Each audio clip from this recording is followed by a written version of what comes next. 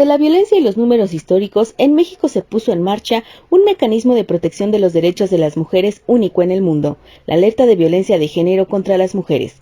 Conocidas popularmente solo como alertas de género, son un conjunto de medidas coordinadas por el gobierno que buscan garantizar la seguridad de mujeres y niñas. Están diseñadas para terminar con la violencia, erradicar cualquier trato jurídico injusto y permitir el pleno ejercicio de sus derechos humanos. En 2015, ante el incremento de feminicidios durante la gestión de Rubiel Ávila, el Estado de México se convirtió en la primera entidad en emitir dicha alerta.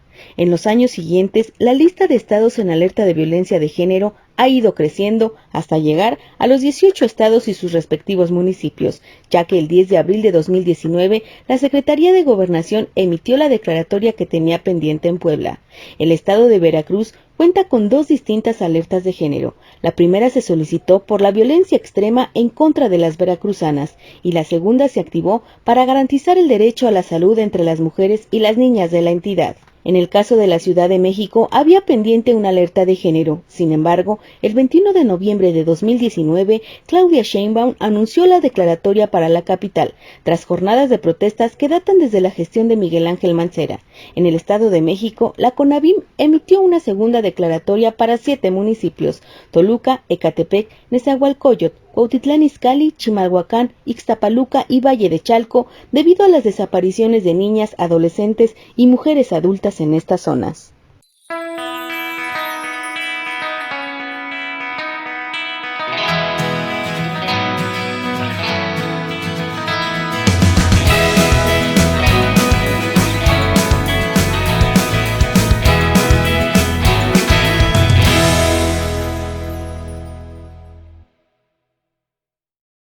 ¿Cómo están? Sean todas y todos ustedes bienvenidos a una emisión más de Género y Política, este programa que el Partido de la Revolución Democrática produce para fortalecer el empoderamiento y el liderazgo político de todas las mujeres. Sean todas bienvenidas. Por favor, no dejen de comentar y de compartir este programa para que ahorita que estamos comenzando se enteren las demás de que esto ya va a empezar. Por favor, también pueden mandarlas a YouTube, porque recuerden que ahí también está Género y Política, y todos los demás programas pasados, por si no los alcanzaron a ver.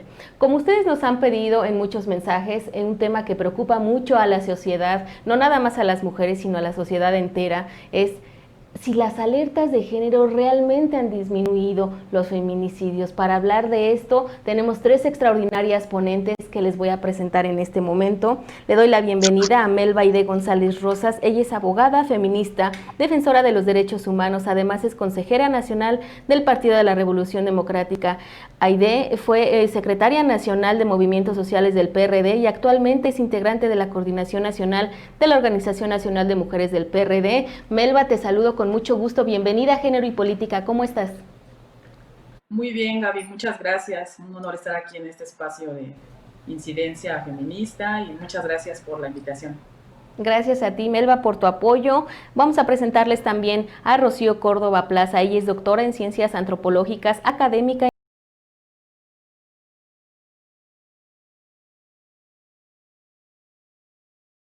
investigadora del Instituto de Investigaciones Histórico-Sociales de la Universidad Veracruzana y miembro del Sistema Nacional de Investigadores Nivel 3. Es especialista en estudios de género y de la violencia contra las mujeres. Además, ha sido integrante de los grupos de trabajo para la emisión de la alerta de género en el estado de Veracruz y en el seguimiento de la misma. Doctora Rocío, un gusto saludarla. Bienvenida. ¿Cómo está? Un placer estar con ustedes, Gaby. Muchas gracias por la invitación en un tema, además, fundamental que toda la sociedad debe conocer. Así es, doctora, un tema que además de todo nos han pedido que se trate y que me da mucho gusto tenerlas a ustedes para comentar el día de hoy. Voy a darle la bienvenida también a María Teresa Ambrosio Morales. Ella es doctora, psicóloga, maestra en criminología y doctora en Derecho. Es técnica académica del Instituto de Investigaciones Jurídicas de la UNAM e investigadora del CONACYT, del Sistema Nacional de Investigadores Nivel 1. Ella es autora del informe de los homicidios por violencia contra las mujeres del año 1999 al 2009, en el estado de Michoacán, desde una perspectiva forense. ¿Cómo está, doctora? Un gusto saludarla. Bienvenida a Género y Política. Buenas tardes, con un gusto de compartir el foro con 2 compañeras expertas y también en algún momento pues compartimos la alerta de género de Tabasco y me da mucho gusto, doctora Rocío, estar también, y maestra Melba, pues estaré esta tarde también contigo, Gaby, y con el auditorio. Muchas gracias.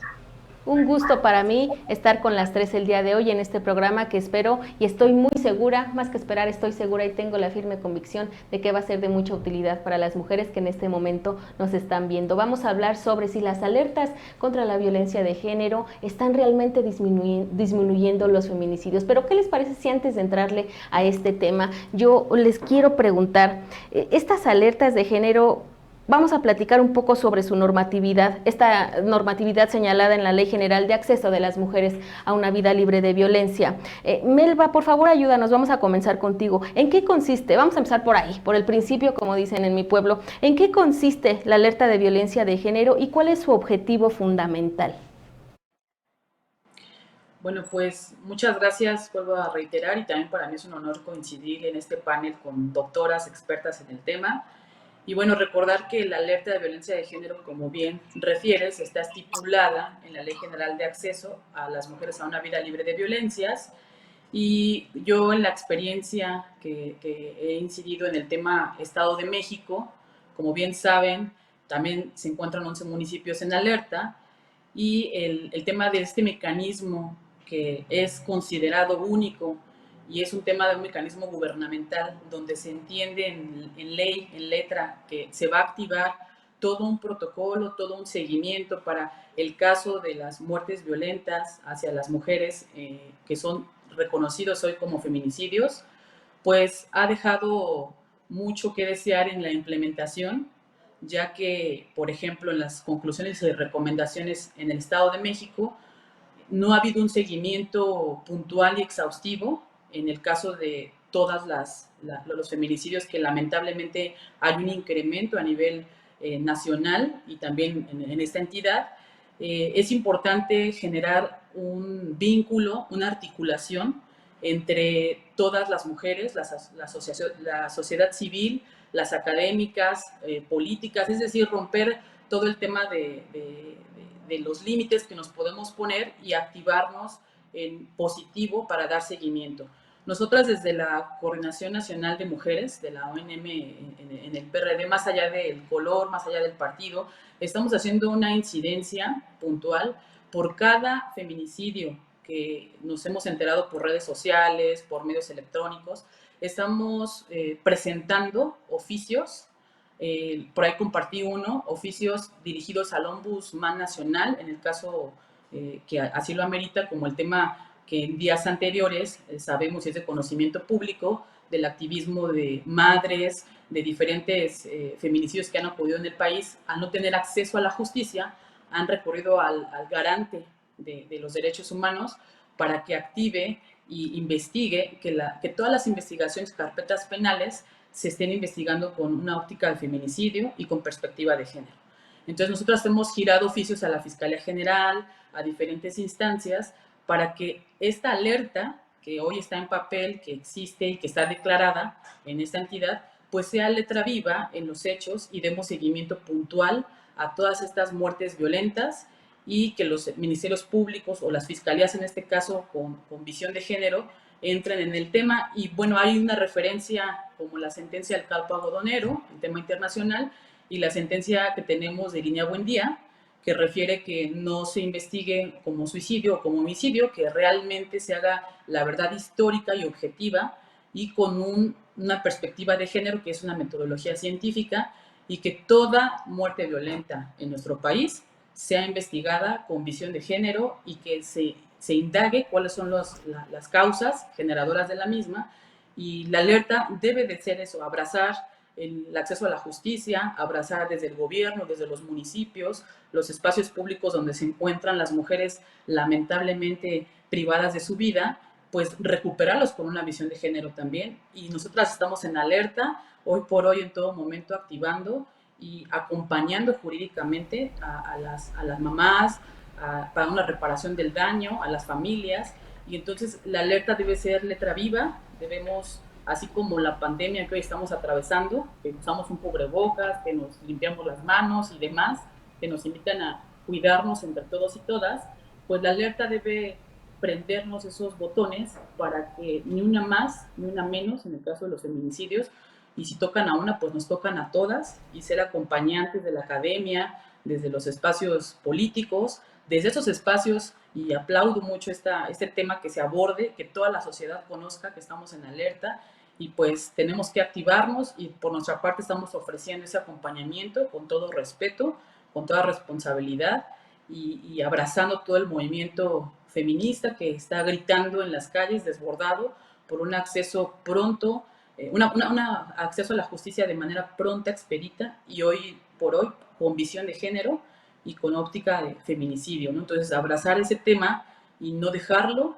para que desde el acceso a la justicia se implemente el tipo penal también, se tipifique, y todos y todas entremos en esta acción. Entonces, para mí la alerta es este mecanismo gubernamental, pero que se tiene que abrazar a nivel social y ponernos a trabajar desde nuestro punto de incidencia. Es lo que quiero Muchísimas compartir. gracias, Melba. Y por ahí ya nos compartió Melba este oficio que yo voy a pedirle a la producción podamos dejar en el link de donde se comparte este programa, este oficio que si producción nos puede poner ahorita en este momento en la pantalla para que vean que sí nos lo mandó Melba, que sí es un hecho, que ahí está ese oficio. Ahí está, y tenemos ese oficio que les vamos a dejar para que ustedes también conozcan este oficio del que nos está hablando Melba. Y que bueno, pues vamos a estar pendientes para que Melba nos ayude también por las dudas y todo lo que se genere, nos puedas apoyar. Melba, vamos a dejar ese escrito en el link de este programa en este momento que se está transmitiendo para que lo puedan conocer. Muchísimas gracias, Melba. Me gustaría ahora preguntarle a la doctora María. Muchas de las dudas que se generan alrededor también de las alertas por violencia de género, bueno, es en qué circunstancias se pueden solicitar y quién puede hacerlo, doctora. Ayúdenos, por favor. Sí, buenas tardes. Pues, a ver, aquí hay una cuestión muy importante. La alerta de género es algo que la Constitución establece como el acceso a la justicia de las mujeres. Es un mecanismo específico y esto hay que destacarlo, porque así lo marca también los organismos internacionales. Ahora, ¿qué es importante destacar de esto? Bueno, la propia Ley General de Acceso de las Mujeres a una Vida Libre de Violencia nos establecen que esta alerta se debe de declarar, ya lo comentaba también Melba por ahí, toda esta cuestión de definición, todo este contenido social. Bueno, ¿por qué vamos a tener que declararla? Porque en primera, los delitos del orden común vulnera las libertades y los derechos humanos de las mujeres, pero también aquí hay un factor importante, perturba la paz social en un territorio y en un medio social determinado. Ahora, pueden también existir agravios comparados, y quién la puede solicitar. Esto es de acuerdo al artículo 24 de la Ley General de Acceso de las Mujeres a una Vida Libre de Violencia. Pueden solicitarla organismos de derechos humanos a nivel nacional o de alguna entidad federativa, organizaciones de sociedad civil o también organismos internacionales. Complementario a esto, el reglamento de esta Ley General de Acceso de las Mujeres a una Vida Libre de Violencia, que está en el artículo 32, nos dice que esta solicitud de alerta de género la pueden, lo reitera, solicitar organismos de derechos humanos a nivel nacional, de cualquier entidad federativa, organizaciones de sociedad civil y organismos internacionales, por los motivos que ya había enunciado. Y aquí lo interesante que me gustaría destacar, porque en un momento lo vamos a tener en una discusión, creo que en este momento, ya lo había mencionado también Melba, ante las circunstancias que estamos viviendo, nos podemos percatar que este tema no es solamente un tema en cuanto a derecho y en cuanto al tema de justicia, es un problema nacional de salud pública. Y por la situación que guarda México, pudiéramos comparar, si lo vemos desde un punto de vista epidemiológico, como una pandemia, por la cantidad y el impacto que hay. Muchísimas gracias, doctora. Voy ahora, por favor, Doctora Rocío, ayúdeme, ¿cuál es el procedimiento? Ya nos están ayudando también Melba y la doctora María Teresa, pero ¿cuál es el procedimiento para que se declare esta alerta por violencia de género y quién la emite? Porque de pronto ese proceso pues no es tan claro, hay muchas dudas, la gente nos pregunta, bueno, ¿por qué si la situación de violencia contra las mujeres es tan grave, no se ha declarado la alerta en todos los estados, en todos los municipios? ¿Quién la emite, doctora? Aquí la cuestión es que la ley es muy clara en los pasos a seguir para poder, en primer término, solicitar una declaratoria y en segundo término, declararla. Porque hay una serie de pasos que se tienen que cumplir con periodos a veces muy acotados y a veces muy laxos. Entonces, en un primer momento, ya sea, como bien dice la doctora Ambrosio, una organización de la sociedad civil o una instancia de derechos humanos estatal o nacional o una instancia internacional hace algún tipo de investigación que presenta ante la CONAVIM de una situación de violencia extrema que esté ocurriendo de manera, digamos, muy abrupta en algún territorio del país. Esto puede parecer una contradicción porque en general se está viviendo este tipo de situaciones de violencia extrema, María, por favor, de violencia extrema con las mujeres en todo el territorio nacional, claro, no con las mismas intensidades, y si tengo oportunidad hablaré un poco de esto. Y una vez que se hace digamos, este recuento, este reconocimiento de que en un determinado espacio, un territorio, se está viviendo una situación de violencia extrema hacia las mujeres, se presenta este informe ante CONAVIM y CONAVIM reúne a lo que le llaman el grupo de trabajo y este grupo analiza esas circunstancias que se estén viviendo, los reportes, el informe que dan las organizaciones que solicitan la alerta y después de un periodo acotadísimo de 30 días naturales, se puede decidir en ese momento si es pertinente pedirle a la Secretaría de Gobernación que declare la alerta de género. Entonces podemos ver que son varios pasos y varias instancias las que intervienen. Aunque la Secretaría de Gobernación es en última instancia quien declara esta alerta, digamos, hay un grupo de trabajo conformado por varias instituciones gubernamentales, por académicas y por no solamente instituciones federales, sino instituciones estatales del territorio donde se está pidiendo. Una vez revisado esto, se regresa al Estado con el señalamiento de que se detectó y se aceptó que está viviéndose esa situación extrema de violencia para las mujeres y se le plantea al gobernador en turno o gobernadora. Y esto tiene un tiempo muy poco definido para responder si acepta, 15 días, para responder si acepta o no acepta este señalamiento que se hace al Estado y tiene ahí sí un tiempo indefinido para decidir qué acciones va a llevar a cabo para que esta situación se frene.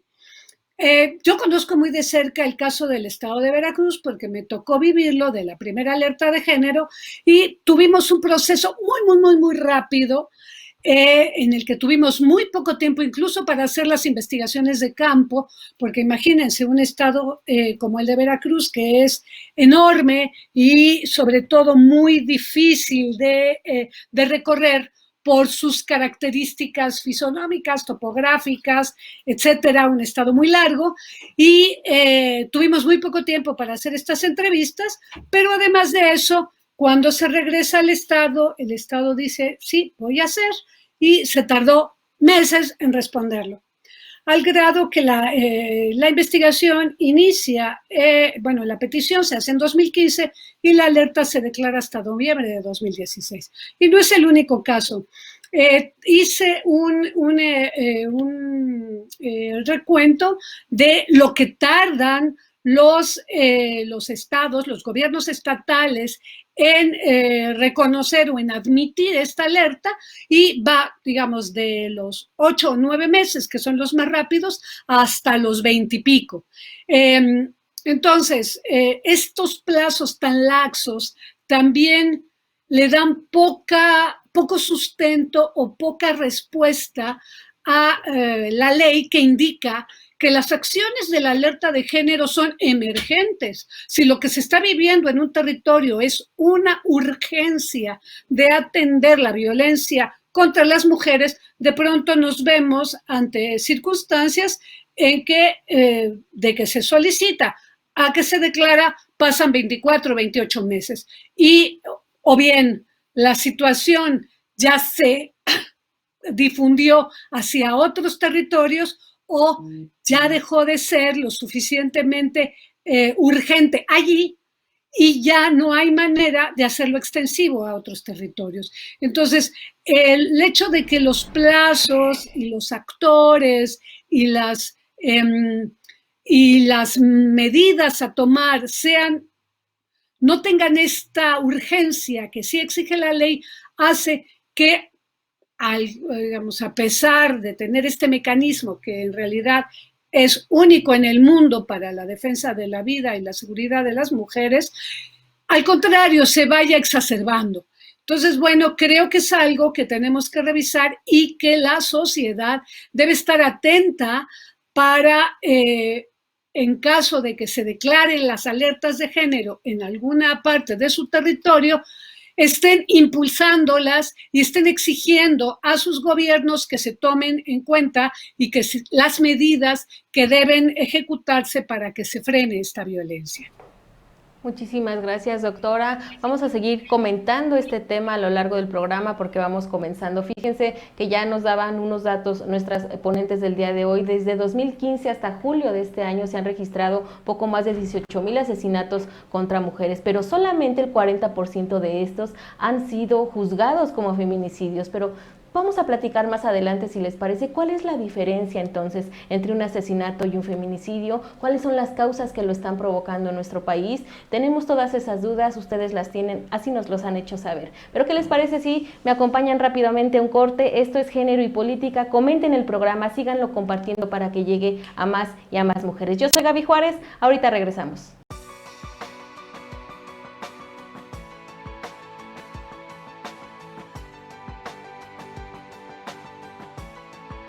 Creo que no han disminuido, en mi posición o en mi opinión personal, creo que no han disminuido porque las políticas públicas con las que se implementaron no funcionan. Y no funcionan porque tienen gente incapaz y servidores o personas incapaces de poder operarlos. En la cuestión de qué es una alerta de género. La alerta de género es un mecanismo gubernamental implementado para ayudar a resolver la violencia ejercida hacia nosotras las mujeres, las adolescentes y las niñas de nuestro país. Solo está aplicada en 19 estados de nuestro país, de los 32, el 59%, pero en 10 de estos estados en realidad no funciona. Y bueno, sobre el feminicidio. Una cosa es el feminicidio, eso es aquello en el que el hombre con su machismo genera violencia hacia una mujer por creer que es de ella, porque consideran que es mía porque somos pareja o porque fuimos pareja o porque en su situación mental, me imagino, porque no creo que sea una persona consciente, sino creo que tiene algún problema mental, en el fondo, aunque se vea normal o se vea bien, tiene un problema de antaño, ya arraigado de muchos años, en el que para ellos la violencia es normal. Entonces, una cosa es el feminicidio y otra es que una mujer muera porque la asalten, natural, o porque otra misma mujer, por celos o por otra cosa, la asesina.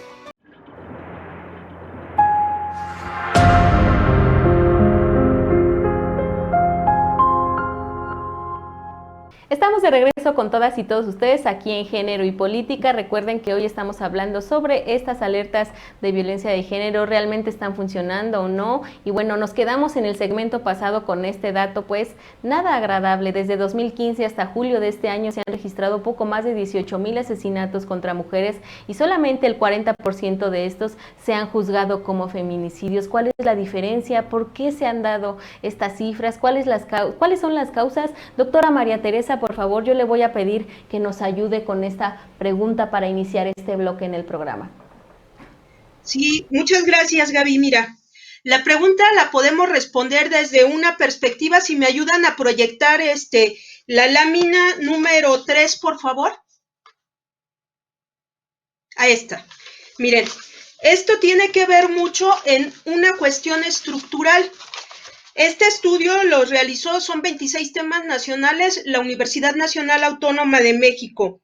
El tema se llama Vistos por sí mismos, y fíjense, del inventario nacional nos establece que la familia es un valor central de la vida, y nos dice que el 90% acepta que la violencia forma parte del entorno familiar, y nos dice también que las mujeres siguen relacionándose sus actividades con la maternidad, como cuidadoras, con el amor y en contra de la sensualidad. Y otra fuerte también hay que son trabajadoras e independientes. Entonces, aquí podemos rescatar un elemento muy importante, Gaby. ¿Qué factores, si lo tuviéramos que expresar a nivel de la criminología y de la victimología, favorecen este tipo de conductas? Primera, tenemos que observarlo con un entorno de política pública, cultural y social, que estructuralmente, si lo vemos desde una manera sistémica, desde la perspectiva de género, esto tiene elementos individuales, familiares, comunitarios y sociales. Y en esto también es muy importante hablar que tenemos un ingrediente muy interesante, que es el derecho. El derecho va a ser una parte muy importante, y los derechos humanos de las mujeres, de las niñas y de las adolescentes, para poder ejercerse de acuerdo a lo que establece nuestra Constitución y también de acuerdo a lo que establecen convenciones que tienen que ver contra la discriminación, que es la CEDAW y la Convención de Belén do Pará. Entonces, que tiene que ver con violencia contra las mujeres. Ahora, ¿qué factores favorecen? Ya lo adelantaban desde el primer segmento. Si tenemos una perspectiva machista, si tenemos una perspectiva también misógina en el tema de mujeres, en política pública, en la propia ley, en las prácticas sociales, pues esto abona a elementos muy interesantes, que si pueden poner, por favor, la lámina que tiene que ver con la encuesta social, con la encuesta de cohesión social, nos vamos a dar cuenta, gracias, la siguiente lámina, de algo muy interesante. Esta está hasta el 2015. Fíjense qué importante, y que en estos momentos cobra mucha relevancia, porque estamos en nuestros hogares. El incumplimiento de las tareas del hogar nos señala como uno de los principales elementos de conflicto en los hogares. Y esto es un punto importante porque ya mencioné el antecedente que nos da la UNAM. Todas las labores que se asocian con relación a los roles que debemos tener las mujeres en el ámbito familiar, en el ámbito educativo, en el ámbito también laboral. Siguiente, por favor. Y otra que también ahí es importante, ¿qué es lo que sucede de las dinámicas de los conflictos en hogares? Cuando hay situaciones que generan algún conflicto, 44.2% de los hogares nos dice que se evaden mutuamente para no pelear, es decir, no se dirigen la palabra. Entonces el proceso de comunicación se rompe y cuando se da no es de una forma asertiva. Entonces, si tuviéramos que tomar en cuenta estos factores que pueden incidir en el tema del feminicidio, tendríamos que tomar en cuenta varios elementos. Primera, que tiene que ver con un ámbito cultural, educativo, de política pública.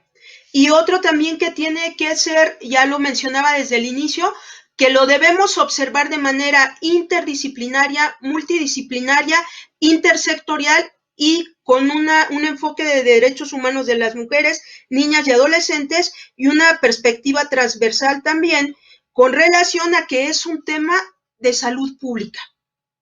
Entonces esto debemos de considerarlo porque ahorita de las cifras que mencionaste son las que llegan al sistema. Pero ¿qué pasa con todas las mujeres que no son registradas y que llegan al sistema de salud y pierden la vida? Y al no haber una buena valoración forense integral, ahí también pudiéramos tener otro elemento más para considerar que en el caso de las alertas de género, sí acudimos a los hospitales a hacer también in situ, lo mencionaba la doctora Rocío, estas valoraciones con relación a la política pública integral. Entonces es un elemento importante el sistema educativo, el sistema de salud. No solamente hay que pensar en lo penal, por ahí a nivel federal y local ya hay normatividad, desde el 2014 se publicó a nivel federal, que se llama la Ley General para la Prevención Social de la Violencia y la Delincuencia. Esta ley a la fecha no ha tenido ni una sola reforma y se considera una de las leyes más importantes para hacer prevención y entre dos de sus ingredientes tiene a los derechos humanos y a la perspectiva de género. Y esto aplicado en prevención es maravilloso. Y sobre todo también en algún momento prevenir la impunidad y propiciar el acceso a la justicia para las mujeres, no nada más en materia penal, pensemos en materia familiar, que es una parte importante también que debemos de considerar en este tema de feminicidios, por lo que refiere a la violencia interpersonal. Doctora, le agradezco la extraordinaria exposición y la respuesta que nos ha dado. Me encantaría ahora, por favor, escuchar a la doctora Rocío. Algo ya nos mencionaba la doctora Teresa.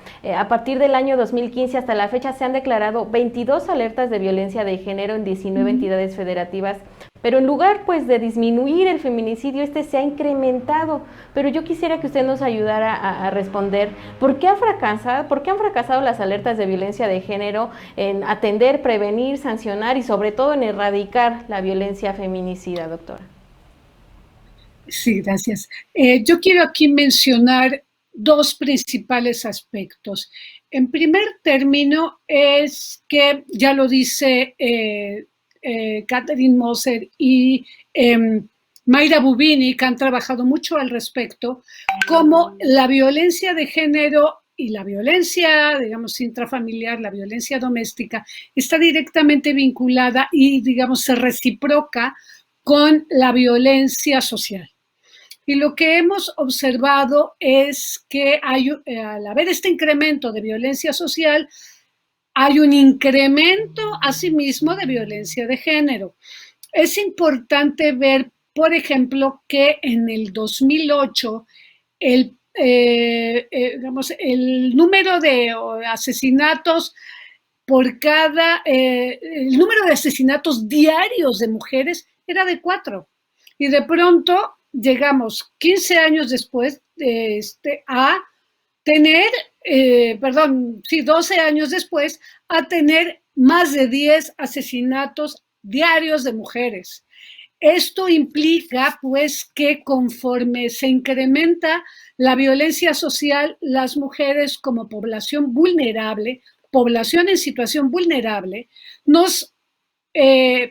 estamos expuestas a sufrir ese mismo incremento de la violencia. Y hay un dato que me parece interesantísimo y es que si antes la mayoría de los feminicidios ocurrían en el interior del hogar, ahora ya no.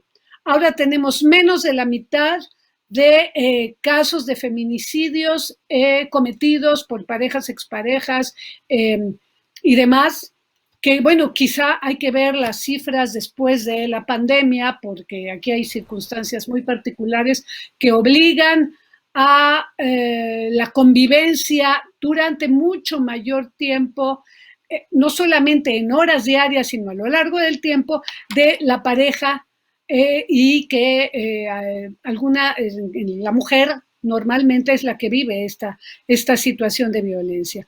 Entonces, este incremento de los feminicidios y de la violencia hacia las mujeres está directamente vinculada.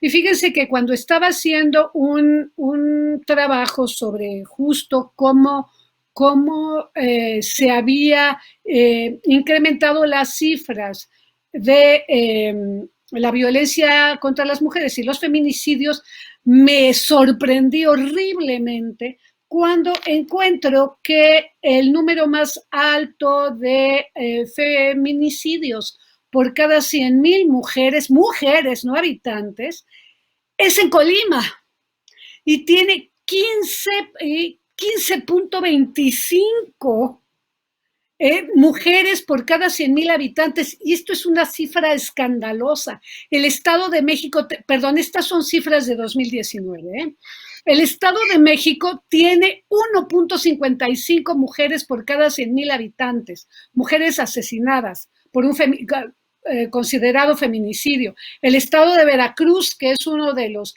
más altos, tiene, por ejemplo, 3.06% feminicidios por cada 100,000 mujeres. Entonces, habría que ver qué estaba ocurriendo en Colima, que estaba provocando números inusitados, porque realmente es un escándalo. Y bueno, lo que vemos ahí es cómo se ha incrementado la violencia en ese estado al grado de que tenemos 75 muertes por cada 100,000 habitantes en ese estado, que no lo tiene, que les gusta, ni Honduras, que tiene 22 muertes por cada 100,000 habitantes. Es una cifra, me atrevería a decir, la más alta del mundo, pero no lo afirmo, ¿no? Es únicamente, no he llevado mi investigación a tal grado, ¿no? Ese es por un lado, un aspecto vinculando esta violencia social con la violencia intrafamiliar y de género. Pero por otro lado, hay violencia intrínseca vinculada con el hecho de ser mujeres, ¿no? Sufrimos violencia, sufrimos hostigamientos, sufrimos golpes, sufrimos cualquier cantidad de violencia en nuestra casa y en el espacio público, comunitario, institucional, por el hecho de ser mujeres, y esto está vinculado con la cultura. Tenemos en México un marcado sesgo patriarcal que también tiene que ver con cómo somos personas vulnerables a sufrir esta violencia. Nuestra situación de mujeres subordinadas al interior del hogar, que se reproduce en todos los aspectos de la vida social, en todos los aspectos culturales, nos hace ser personas más vulnerables a sufrir esta violencia. Es interesantísimo ver cómo estos movimientos como el Me Too y Yo sí te creo hermana, etcétera, no hay un yo sí te creo hermano, ¿no? Sino lo que está evidenciando es que hay un silencio normalizado, naturalizado, de que las mujeres guardemos, nos callemos esta posibilidad de denunciar la violencia. Porque además uno de nuestros mandatos de género es cuidar a la familia. No podemos hablar mal de hijos, maridos y no sé qué, porque recae en nosotras la culpa de no poder llevar adelante a nuestra familia en perfecta armonía. Y esto es algo que seguimos viéndolo. Si llega la suegra a una casa toda mugrosa, la culpa es de la señora, aunque la señora esté trabajando 12 horas al día. Y ese tipo de juicios sociales son los que recaen directamente sobre nosotras y permiten un mayor grado de violencia hacia las mujeres en estos espacios domésticos. Gracias. Doctora, le agradezco mucho y coincido con usted, también tienen mucho que ver estos factores, estos estereotipos que tienen años existiendo, que no se han podido romper porque han sido parte de la educación con la que muchas mujeres y también hombres crecemos, y las cifras, pues esa investigación que usted dice que no ha llevado hasta ese límite, pues yo le diría, creo que ni haría falta, doctora, porque tan simples esas cifras, son escalofriantes, tan solo escucharlas, hacer una comparativa de verdad que, híjole, ni siquiera darían ganas de seguirla y llevarla más a fondo, porque creo que debería ser suficiente para poder llevar acciones que pues erradiquen esta situación. Melba, por favor, ya escuchamos a las doctoras, me encantaría escucharte también a ti alrededor de todas estas dudas que se generan sobre las alertas por violencias de género. Pues hay otras también en la parte que le toca al Estado. ¿Es obligatorio para los gobiernos el cumplimiento de estas recomendaciones derivadas de las alertas por violencia de género? O en caso de que no les hagan caso, ¿existen sanciones, Melba? ¿O tú crees que se requiera una reforma a la Ley General de Acceso de las Mujeres a una Vida Libre de Violencia? Escuché con mucha atención a mis compañeras, realmente es de mucha reflexión todo lo que estamos viviendo. Primero me gustaría compartir una reflexión de esta pandemia en salud pública que nos alcanzó a todos y a todas. Mi reflexión es de que las mujeres siempre hemos vivido por mandato de género, por estereotipo de género, por tema cultural, machista, patriarcal, estar confinadas en el hogar, ¿no? Las cuidadoras del hogar, las amas de casa, el trabajo no remunerado, no reconocido, con 3, 4, 5 jornadas. Hoy, tanto hombres como mujeres estuvimos confinados al espacio privado. Y si no hay una perspectiva de género, es decir, lentes, visión de que el rol del cuidado del hogar, del trabajo de cuidados, del trabajo doméstico, no es inherente ni natural a las mujeres, es un tema social, es un tema también hasta político y es un tema de reparto igualitario de estas diferentes actividades que se llevan a cabo día con día en los hogares.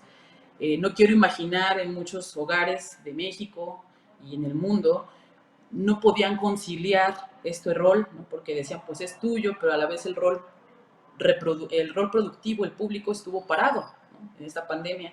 Entonces hay estudios donde se incrementó en esta pandemia la violencia de género en el tema del hogar, en el tema de la casa, y un factor medular en los feminicidios, si bien es cierto, ya en el espacio público se han encontrado en diferentes puntos geométricos cuerpos de nuestro género, de las mujeres, privados con violencia extrema de su vida, también es cierto que los feminicidas, los actores activos, intelectuales, materiales, pues son hombres, y son hombres que están cercanos a estas mujeres, familiares, esposos, exparejas.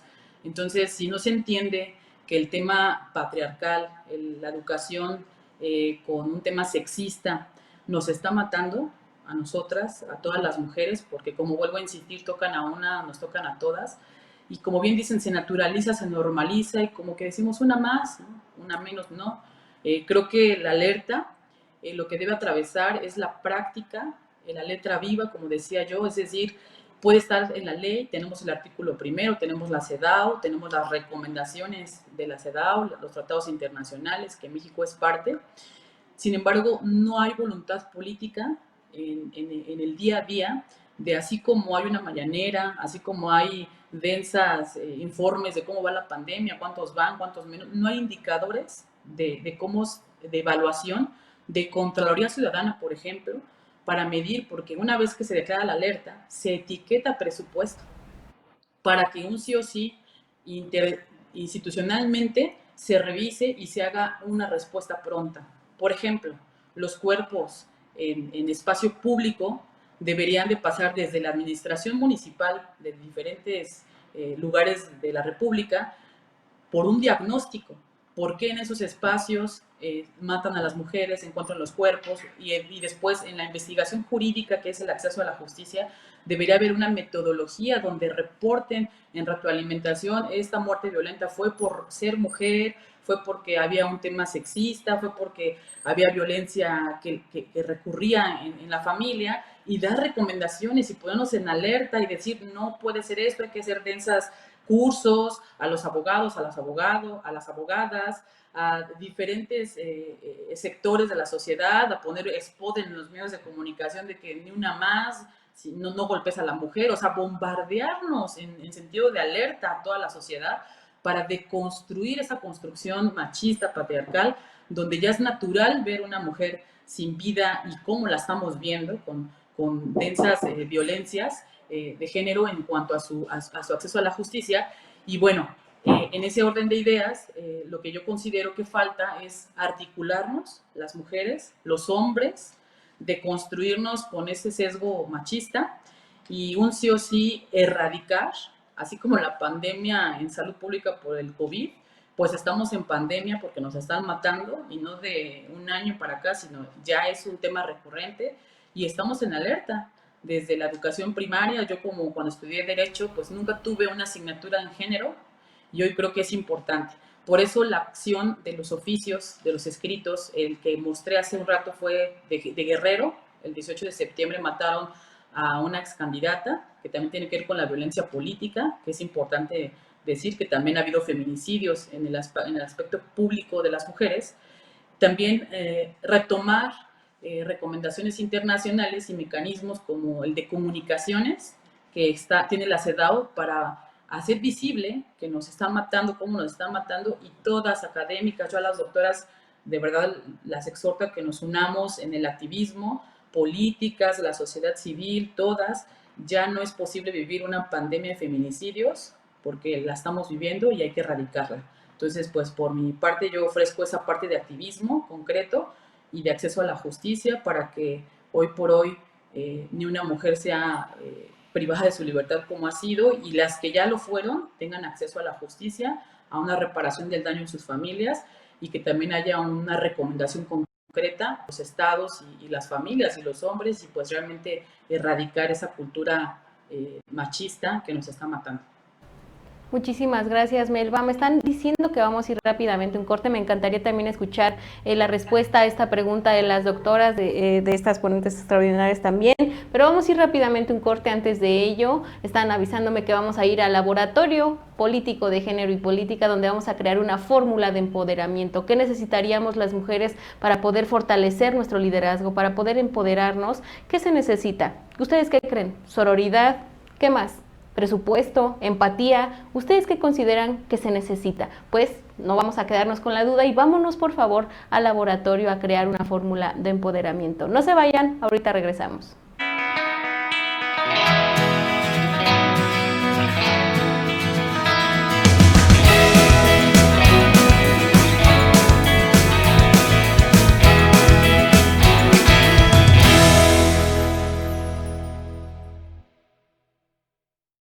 La fórmula que tengo que elaborar hoy sí que me la pusieron muy difícil.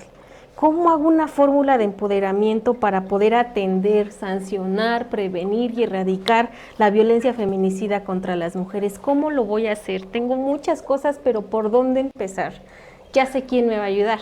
Las doctoras que están conmigo y con todas ustedes el día de hoy, que van a compartirnos esta fórmula, nos van a ir diciendo cómo la estructuramos, cómo hacemos las mujeres para empoderarnos y alzar la voz para que la violencia contra las mujeres cese y se termine, por favor. Doctora Melba, dígame qué le podemos poner. ¿Qué le echamos, doctora Melba? Ay, claro, yo tengo la mezcla mágica para erradicar la discriminación, y es romper los mandatos de género. Puedes mezclar el azul y el rosa para que muy bien. El violeta y la igualdad sustantiva. Mira qué bonito, Violeta, agarró aquí. Ahí está.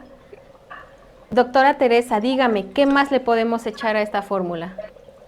Le vamos a poner dos reactivos. El ejercicio de derechos de niñas, adolescentes y mujeres, y le vamos a poner también la eficacia de la ley. Muy bien. Toda la eficacia. Toda, sí. Le vamos a poner toda. Que no falte. Doctora Rocío, cuénteme, ¿qué le podemos poner? Pues le vamos a poner 3 ingredientes. Primero, una red de apoyo viable para todas y cada una de las mujeres. Después, bastante, que sea una red grande y fuerte. Muy bien. Después, una economía propia. Esa también hay que ponerle mucha. A lo mejor es pequeña, a lo mejor es grande, pero que sea una economía propia de cada uno. Y la siguiente, el acceso irrestricto a la anticoncepción. Muy bien. Y creo que con eso ya lo dijeron mis compañeras muy bien y eso nos tomamos que parece agua de Jamaica. Sí, parece agua de Jamaica, pero no es.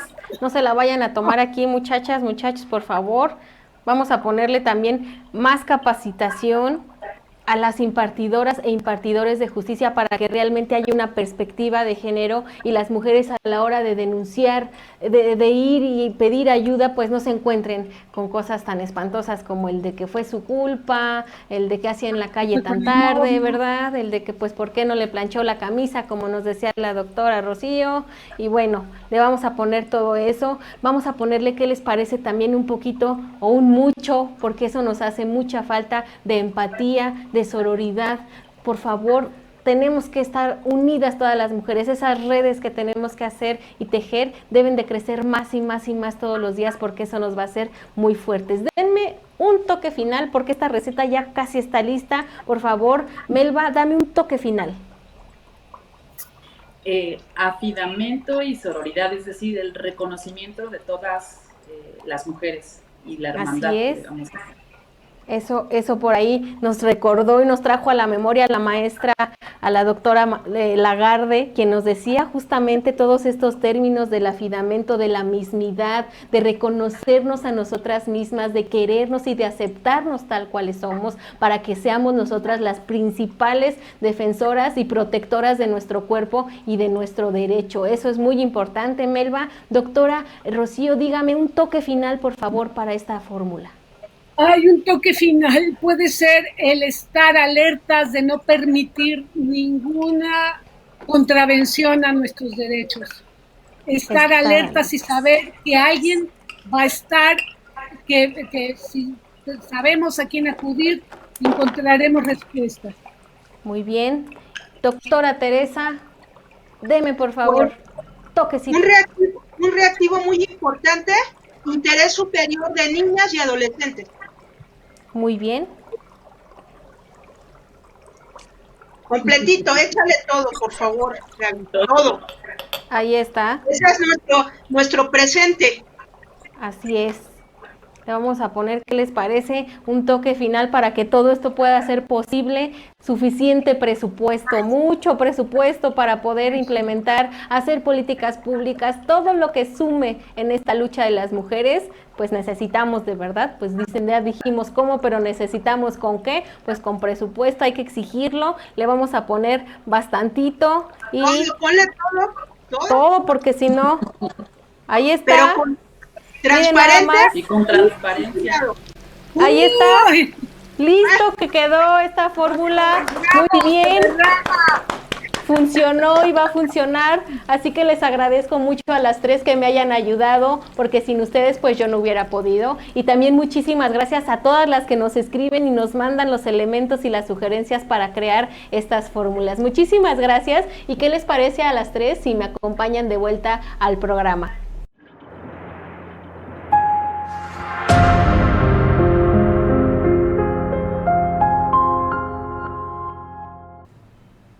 Ya estamos de regreso con ustedes en la parte que yo sé, porque es la parte que a mí menos me gusta y yo sé que a ustedes tampoco, porque es la parte final de nuestro programa del día de hoy. Yo siempre he dicho que hablar de estos temas pues no es suficiente un programa, así que siempre invito a nuestras invitadas, a nuestras ponentes a que regresen a Género y Política, a seguir compartiendo sus opiniones, sus perspectivas, sus investigaciones tan extraordinarias para todas ustedes. Yo voy a tratar de hacer lo posible para que así sea y estén con nosotras nuevamente, porque bueno, pues el programa de hoy ha llegado al final.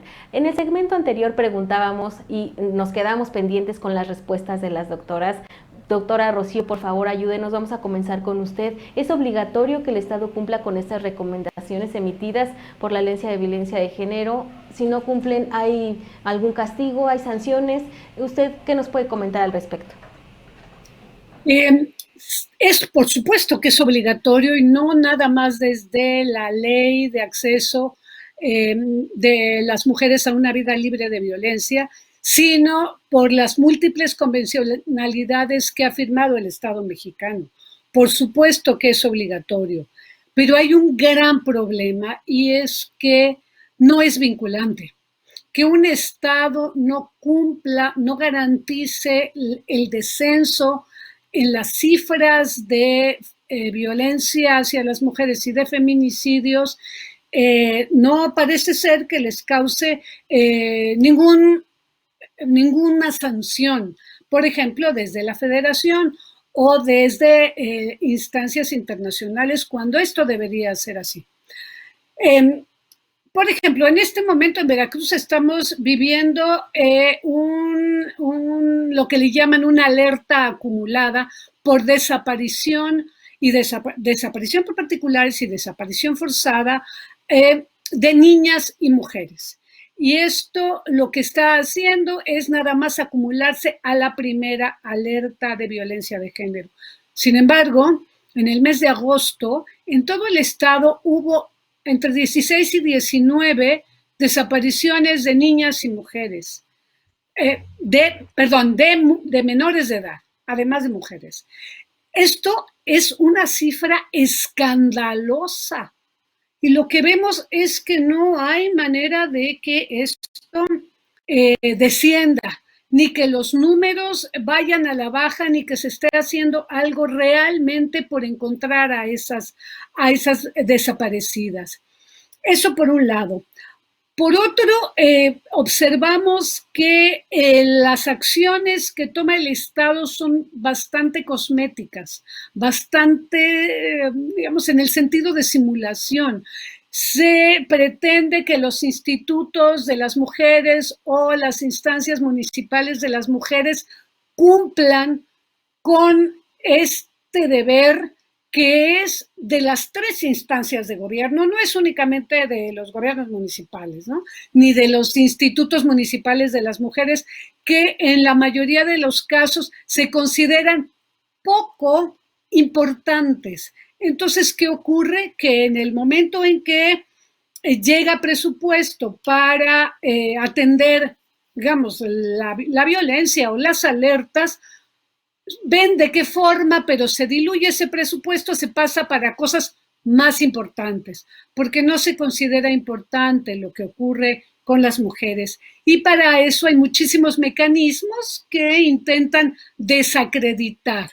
Ya sabemos, ¿no? Las mujeres nos vamos con el novio, nos pusimos borrachas a las 5 de la mañana, nos trepamos a un taxi solas, etcétera.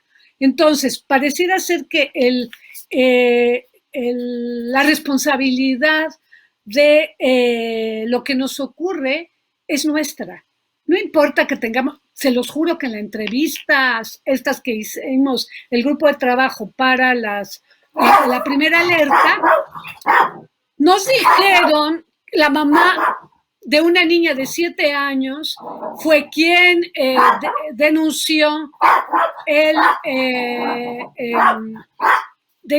la desaparición de su hija, hizo la investigación, la encontró en el puerto de Veracruz, pero le dijeron en la fiscalía que seguro se había ido con el novio, una criatura de 7 años. Entonces hay muchas formas de desacreditar, de minimizar la violencia que sufrimos las mujeres, cuando es una responsabilidad del Estado. Las alertas ALBA y AMBER, que se supone que deberían de impulsar una respuesta inmediata a la búsqueda de mujeres que estén en esta situación de desaparición, simplemente pues ahí se van diluyendo, ¿no? Entonces, claro que existe esta responsabilidad y debería haber una vigilancia ciudadana hacia la forma en que están respondiendo a estas cosas, a estos delitos, a estos crímenes, las autoridades. Pero ¿qué es lo que encontramos? Una denostación a que si las mujeres salimos a protestar y pues manchamos el edificio, la estatua de Miguel Hidalgo, de qué sé yo, pareciera ser, como lo han dicho muchos grupos de feministas, muchas colectivas, que pareciera ser más importante que esté limpiecita una estatua a la vida o la aparición de una mujer. Y no importa que sea niña, no importa que sea adulta. Y lo que vemos es que las mujeres sufrimos violencia desde recién nacidas hasta los 99 años. Ahí está el caso de Ernestina Asensio, por ejemplo, ¿no? Que sufrió violación a los 90 años. Pero pareciera ser que no es importante. Y creo que parte de esto tiene que ver con un trasfondo cultural. Cuando no damos importancia a las cosas, y esto es responsabilidad del Estado, si no le damos importancia a la violencia contra las mujeres, pues, y no la condenamos y no permitimos que quede impune y no la sancionamos y no tratamos de erradicarla, ¿qué va a pasar? Que todo seguirá siendo un cambio cosmético. Claro, no quiere decir que no hayamos tenido ciertos avances. Y estos ciertos avances, por ejemplo, se encuentran en las denuncias públicas, muy acotadas y muy golpeadas por el resto de la población, pero al menos ya podemos denunciarlo, ya podemos denunciar a los integrantes de los ministerios públicos. Si vamos y nos dicen, ay señora, ¿para qué denuncia a su marido? Seguramente usted tuvo la culpa porque no le planchó bien la camisa. ¿Y qué va a hacer? Lo meten a la cárcel y cuando salga le va a dar sus buena pela. Entonces, este tipo de cosas que disuaden, que impiden, las redes de apoyo, por ejemplo, de las mujeres que muchas veces no denunciamos por esta carencia. Vemos ahora que el Estado ha reducido los recursos hacia los albergues, hacia los refugios de mujeres que son fundamentales. ¿Qué hace una mujer que está sufriendo de violencia extrema y tiene que huir para salvar su vida? Entonces, bueno, por supuesto que el Estado es responsable y mientras no cuidemos, mientras no procuremos que esto no siga en la impunidad, no va a cambiar. Definitivamente, doctora, muchos de los obstáculos que las mujeres enfrentamos cuando logramos alzar la voz, porque desde ahí es, bueno, pues ya encontramos una barrera, alzar la voz no es fácil. Muchas de las mujeres que viven esta situación, pues el primer obstáculo que encuentran es el miedo. Vencer el miedo pues no es sencillo, pero una vez que logran vencerlo, pues ahora enfrentan más obstáculos, desde el simple hecho de ir y denunciar y encontrarse con esta revictimización de las que son objeto, con esta denostación, con esta falta de credibilidad, con estos estereotipos que vienen a hacer su aparición nuevamente cuando, como usted lo menciona, pues casi pues fue su culpa, usted se lo buscó. Respuestas como estas son las que hacen a veces que las mujeres no quieran ya denunciar, que sientan como esa apatía, como esa, pues ya, sí, falta de credibilidad en las instituciones. Y por eso a mí me gustaría preguntarle a la doctora María Teresa, ¿usted cree necesaria una reforma a la Ley General de Acceso de las Mujeres a una Vida Libre de Violencia para que estas alertas de género fueran realmente funcionales? Aquí voy a responder de una manera muy puntual. Tenemos que pensar de manera integral en dos cuestiones. Reforma del 10 de junio del 2011 constitucional en materia de derechos humanos de las mujeres, las niñas y las adolescentes, que está incluida en este gran bloque. Otra, 18 de junio del 2008, reforma al sistema penal acusatorio.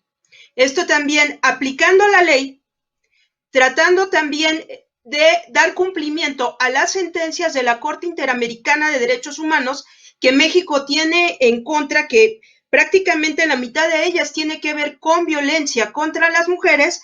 Vamos a hacer esta cuestión eficaz. Otro elemento, participación de las organizaciones de sociedad civil y de las víctimas. Esto es muy importante porque es aquí donde comenzamos a dar estos cambios. Y otra, hay una figura que debemos de actualizar dentro de la ley, porque hay esta normatividad aplicable que es la responsabilidad patrimonial de Estado. ¿Qué significa?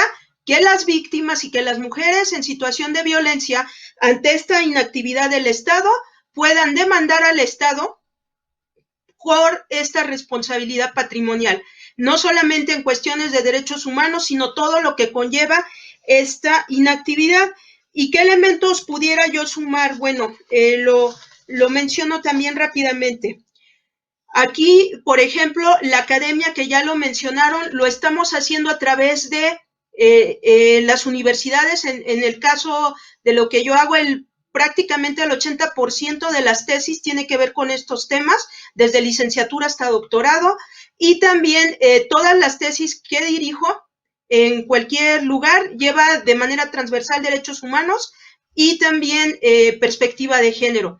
La tesis, por ejemplo, que tenemos ahorita para presentar en la UNAM en este semestre es sobre alertas de violencia de género para la seguridad y protección de las mujeres, de la licenciada María del Rocío Parra Toledo, en donde hace un análisis exhaustivo que se hizo también en el área específica del Instituto Nacional de las Mujeres, y que todo esto abona exactamente al cumplimiento.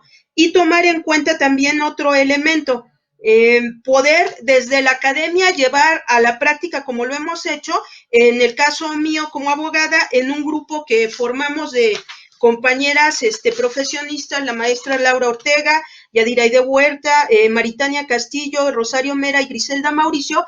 El año pasado presentamos, con base en la sentencia de Campo Algodonero, un peritaje de género en la Ciudad de México en un caso de violencia familiar equiparada que la víctima ganó, y ganó con reparación integral.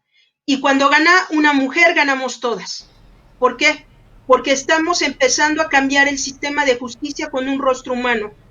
Y lo centraría también en poder compartir, si me permites, el Instituto de Investigaciones Jurídicas, ahorita por la situación de pandemia, tiene un número específico que lo pueden bajar de jurídicas.unam.mx, de violencia familiar en pandemia. Y creo que esto les puede dar también mucha perspectiva de lo que está pasando con las mujeres en su hogar.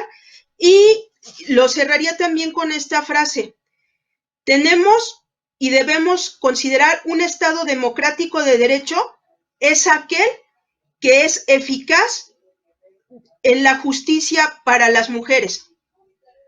A eso, si queremos reducirlo en la parte democrática, pero no solamente en las mujeres que pueden votar, en las niñas, en las adolescentes que no pueden hacerlo. Bueno, pues hagamos estas acciones también por parte del Estado, de incluir una perspectiva de infancia y adolescencia en este tema, porque también es muy importante, ya lo destacaron mis colegas, y sobre todo porque aquí priva el interés superior de esas niñas y de esas adolescentes, y que en algún momento la sentencia de la Corte Interamericana de Campo Algodonero en una de las víctimas, que tenía 17 años, lo determina muy específicamente.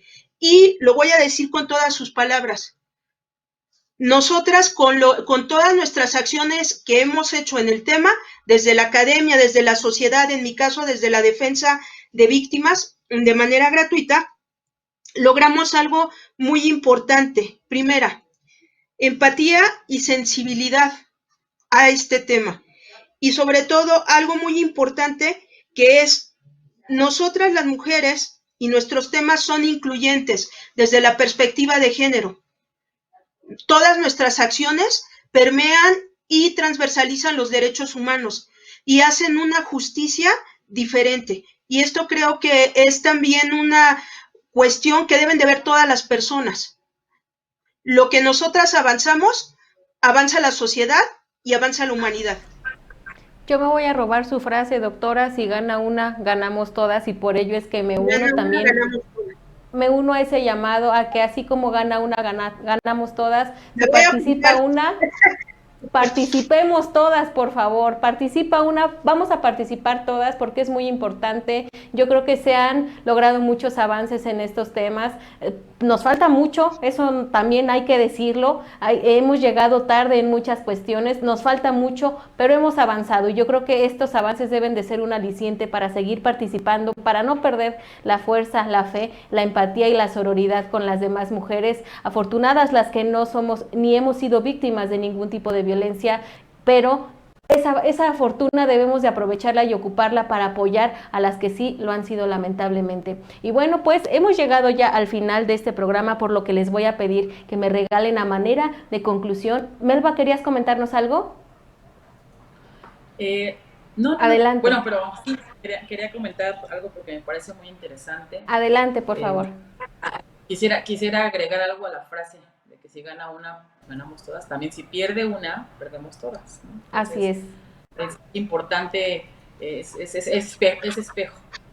Es importante y qué bueno que el activismo de la doctora que nos comparte en cuanto a el acceso a la justicia es muy importante. Solo comentar que la CEDAW, como México Estado parte, que ratificó la convención, tiene 3 principios fundamentales que cumplir.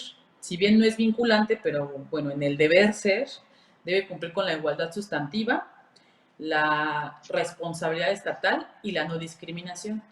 Y es entonces donde el tema que hoy está parado México, pues no ha cumplido sus 3 principios y sí podemos empujar a hacerlo visible para que sí o sí se cumpla a cabalidad, ¿no? Como el tema de hacer notar que está invisibilizado el tema estadístico, por ejemplo, en el INEGI, en muchos datos estadísticos nos decían, bueno, ¿cuántas cifras? Pues no existe un indicador puntual de cuántas cifras, y en el tema también de la alerta, algo que en propuesta me gustaría compartirles es que en el Estado de México en el 2012, 2013 y 2014, a través del portal de transparencia ingresamos diversos oficios de solicitud de información para ver en qué aplicaban el presupuesto etiquetado para la alerta, y pues tuvimos respuesta en 2 de ellos, con 5 vehículos y 3 computadoras. Entonces también es importante hacer esta actividad para ver en qué se está aplicando ese presupuesto y cómo se está radicando, y no comprar vehículos en un tema de alerta de género hacia las mujeres, y que requieren mejor capacitar a los administradores de justicia con perspectiva de género para que puedan dar acceso importante a ello. Y también yo abrazo al movimiento amplio feminista, no feminista, que se está protestando en todo el país, porque se está criminalizando, se está justificando, se está desviando del punto medular, cuál es la causa generadora de esos movimientos, de esas protestas, y es el grito desesperado que pide acceso a la justicia, porque no está visibilizado, no está reconocido, no hay perspectiva de género, y pues es una desesperación que las diferentes colectivas de mujeres, que por cierto yo las he seguido y hoy hasta se reivindican feministas, hasta entraron al estudio a entender por qué sus hijas fueron privadas de la vida, tienen ya hasta el tecnicismo, ¿no? de género, y que se han convertido en feministas, defensoras de sus propias familias, de su propia historia. Y bueno, es muy interesante lo que está sucediendo, porque tuvieron que atravesar por esa situación para entender que es un tema que nos está matando, el tema cultural, y pues tenemos que erradicar. Entonces, sí, eso es lo que quería aportar. Así es, Melba, y como tú bien dices, algo muy importante que mencionas, debemos de ser vigilantes de que estos presupuestos, de que todo el proceso de verdad se cumpla y se emplee en lo que sí nos es útil y no en coches, como dices, Melba. Yo creo que eso es algo fundamental, ser vigilantes y estar siempre alertas también nosotras en esos sentidos. Por eso es que las invitamos siempre a participar, a estar enteradas, a exigir nuestros derechos, a conocerlos antes de exigirlos, porque eso también es muy cierto. Muchas de las cosas que a veces no sabemos, pues no las exigimos porque no las conocemos. Entonces, eso es algo muy importante. Y bueno, pues hemos llegado ya al final. Me encantaría escuchar sus conclusiones a manera también de propuesta. Ustedes qué sugieren, qué hacemos pues también ante esta problemática. ¿Les parece si comenzamos por favor con la doctora Rocío? Gracias, Gaby.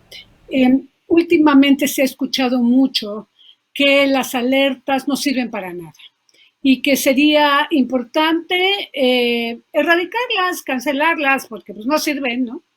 Creo que este es un gravísimo error y es una perspectiva errónea. tenemos más bien que analizar por qué nos sirven las alertas, siendo un mecanismo tan importante y tan ejemplar a nivel mundial. Y creo que parte de lo que hacemos aquí al discutir, al ventilar estas cosas, nos permite, todo mecanismo es perfectible, cualquier cosa es perfectible. Entonces, lo que tenemos que llegar a formular son justamente estas modificaciones que nos permitan hacer de la alerta de violencia de género contra las mujeres un mecanismo eficaz, que nos funcione. Y creo que quienes hemos participado, todas y cada una y uno, porque incluso también hay hombres que están analizando las alertas, tienen idea de qué es lo que ha fallado. Entonces, sí, por supuesto que es importante. Y es otra cosa que me parece fundamental, es que la sociedad no tiene que esperar, como dice Melba, a que le suceda a su hija, a su hermana, a su madre, a nadie de su familia, sino que tenemos que ser todas solidarias y ponernos en el papel de esas mujeres, porque normalmente son mujeres las que están a la búsqueda de la justicia, ponernos en el papel de las que sufren violencia y de las que estamos buscando a una familiara que no encontramos y que no sabemos qué les pasó, o que sabemos perfectamente que fueron víctimas de feminicidio y que no tenemos acceso a la justicia. Entonces creo que la sociedad debe concientizarse de la importancia de que las mujeres gocemos de una ciudadanía plena, de derechos plenos, de que no salgamos a la calle y corramos el riesgo de que nos violen y nos hagan cachitos, de ese tipo de delitos que solamente se cometen en el cuerpo de una mujer, porque pareciera ser que antes que cualquier cosa, antes de ser ciudadanas, seres humanos, pensantes, inteligentes, somos un cuerpo al que se le pueden hacer cosas, que es propiedad de alguien. Y si no tiene alguien que responda de su propiedad, de su posesión, entonces somos usables y descartables. Entonces, yo más bien conminaría a todo el mundo a que se enterara y que defendiera el mecanismo de alerta de violencia de género ad infinitum, o sea, con uñas y dientes. Gracias. Muchísimas gracias, doctora. Melba, por favor, tus conclusiones, tus propuestas. Claro que sí, Gaby, pues muchas gracias.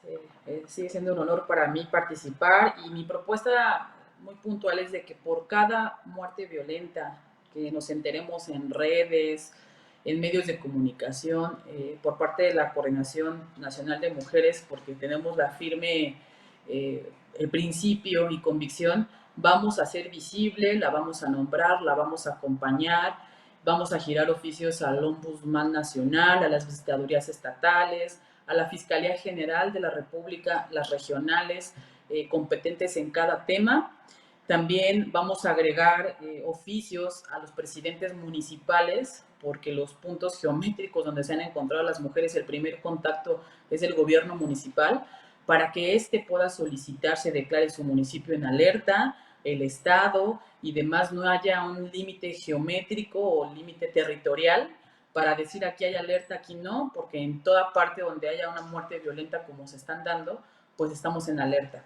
También comentarles que se va a sumar la ruta el acceso a la información por el portal de transparencia para solicitar esa contraloría ciudadana de decir cómo se está implementando el recurso, en qué se está implementando, para ir empujando a que esos recursos se implementen con perspectiva de género y para lo que se debe ocupar, porque recordar que la alerta, como bien dicen las doctoras, tiene que ver con toda una investigación in situ, que inclusive van a los DIF, van a los ministerios, a las fiscalías especializadas, van a diferentes lugares, a las escuelas donde desaparecieron, por ejemplo, las adolescentes, y levantan un diagnóstico y les dan recomendaciones y conclusiones a todo este grupo que se debe encargar de implementar la alerta, y si no existe una respuesta, pues claro que hay una omisión al mismo tema, y si vamos empujando a que se haga como se debe hacer, pues lo vamos a lograr desde el activismo, desde la edad, y me da mucho gusto que también las académicas, desde sus puntos de incidencia, están haciendo que se estudie el género, ¿verdad? Que se estudie con visión de perspectiva de género. Vamos a avanzar y pues nos corresponde esa parte, y para mí no se requiere ninguna reforma, para mí se requiere voluntad de los gobiernos, voluntad de ya basta, no podemos estar regulando un tema porque nos están matando. Vuelvo a insistir, la pandemia no necesitó un reglamento, ¿verdad?, para saber qué hacer. O sea, se tomaron iniciativas en el momento, y si hubiera voluntad en todos los niveles, hubiera un llamamiento general de que estamos en alerta, y como dice la doctora, Protocolo Alba de Chihuahua, hasta en papel tortilla ponían las fotos de las desaparecidas, ¿no? Entonces, hay muchos mecanismos para poder incidir en la búsqueda, en la reparación del daño, pero sobre todo en que ya no, ni una más mujer asesinada como nos están matando, y no debe de erradicarse de tajo, de fondo, y ya no puede existir ese problema, y pues por ende tenemos que entrar en el tema. Yo propondría esa ruta, y saber que por parte de la Organización Nacional de Mujeres, y más como activista, como abogada, tienen una aliada, un acompañante, y podemos hacer muchos espacios como el de género y política para reconocernos y pues caminar juntas en nuestro respeto y nuestra dignidad humana como personas, como seres humanos, porque bueno, la reforma del 2011 nos pone ya como sujetas de derechos humanos, porque antes eran ciudadanos, ¿no? Hoy somos personas y mujeres con igualdad de acceso a una vida libre de violencia. Muchísimas gracias, Melba. Ahora que mencionas también este tema de la pandemia, pues también en este sentido de la violencia contra las mujeres hay una curva que también quisiéramos más que aplanar, disminuir y llevar en picada, pero pues no, también hay una curva, hay una pandemia, hay una epidemia de violencia contra las mujeres que hay que atender y que hay que disminuir y trabajar en pro de ello. Tienes mucha razón en lo que nos estás comentando, te agradezco mucho. Doctora María Teresa, por favor, sus conclusiones a manera de propuesta también. Conclusiones, bueno, la prevención social de la violencia y la delincuencia con perspectiva de derechos humanos y de género, con un enfoque diferencial y especializado en niñas, adolescentes y mujeres, y que aspire, en caso de que se suscite alguna situación, a la reparación integral de estas víctimas. Consolidar un sistema acusatorio con perspectiva de derechos humanos y de género, y ahora que estamos ahí va una propuesta interesante para el Poder Legislativo. Como tenemos un solo Código Nacional de Procedimientos Penales y tenemos en 7 artículos los temas relacionados con mujeres, ¿por qué no hacemos un capítulo específico como una acción afirmativa, que además tenemos que cumplir sentencias y que además es la forma en la que el sistema penal está entendiendo este acceso a la justicia? Hacemos un capítulo específico procesal para las mujeres dentro de este mismo Código Nacional de Procedimientos Penales. Y también sumarnos, como lo hemos hecho desde el año pasado y hemos estado trabajando muy fuertemente, empezar a trabajar y presentar en todos los casos que tengan razones de género, que no es solamente las situaciones de mujeres, sino cualquier situación que requiera esta varón experta, los peritajes de género. ¿Para qué? Para darle a las autoridades esta posibilidad de que puedan ver esto desde una perspectiva pericial, que ya lo tenemos, lo comentaba en la sentencia de Corte Interamericana de Derechos Humanos de Campo Algodonero. Bueno, pues esto nos va a servir bastante, y pues agradecer, Gabriela, maestra Melba, doctora Rocío, y también a quienes nos siguen en las redes este apoyo. Y lo más importante, si aplicamos el derecho con perspectiva de género, y ya lo decía también Melba, desde los diferentes lugares, el conocimiento de las leyes, el empoderamiento jurídico de las mujeres, de las niñas y de las adolescentes, vamos a tener un rostro que en la impunidad no tenga rostro de mujer. Gracias. Muchísimas gracias a usted, de verdad ha sido un honor escucharlas, tenerlas en el programa. No me queda más que despedir el programa, agradecerles. Doctora Rocío, un placer tenerla en Género y Política, esperemos que muchas más veces la tengamos aquí. Gaby, un placer estar aquí con ustedes en este tema que, como lo dije en un inicio, es importantísimo. Me encantó, gracias a mis compañeras de panel. ambas interesantísimas, y creo que fue pues una perspectiva bastante integral, bastante incluyente, y creo que debe repetirse en algún momento. Gracias. Así va a ser, de verdad que sí. Doctora Teresa, muchísimas gracias por estar con nosotros, por compartir todo su conocimiento, sus exposiciones. Gracias por estar con nosotras. Igual, por favor, que no sea la última, muchas más veces con usted aquí en Género y Política. Gracias. Gracias, muy amable. Y a todas las niñas, las adolescentes y las mujeres, hay que ser resilientes, hay que estar empoderadas y hay que exigir y ejercer nuestros derechos en todos los ámbitos. Muchísimas gracias, doctora. Me parece que Melba tuvo una dificultad con el celular, pero Melba, desde aquí también te agradecemos mucho tu participación, todos los conocimientos que nos compartes desde la Organización Nacional de Mujeres. Melba, muchísimas gracias por tu apoyo, gracias por estar aquí y gracias también a todos los que nos están viendo. Recuerden que desde aquí siempre les hacemos ese llamado a que participen en la vida política, económica, social y también algo fundamental, en la vida espiritual también de nuestro país, en el amor. Nos hace falta, nos estamos deshumanizando, los valores se están perdiendo y eso también es muy importante. Por favor, hagamos desde donde estemos, participar, no crean que nada más es poder acudir a una manifestación, a una marcha. A lo mejor hay mujeres que no pueden, que no tienen tiempo, pero si educamos a nuestras hijas y a nuestros hijos con una perspectiva de género, también estamos participando y estamos contribuyendo a que este país día con día vaya pudiendo vencer, ganando esa batalla contra la violencia de género. Participen, por favor, de la manera que podamos, todas, informémonos, conozcamos nuestros derechos para poder exigirlos. Género y Política es para todas y todos ustedes. Gracias por compartirlo, por comentarlo. Yo soy Gabriela Juárez y las espero aquí el próximo martes.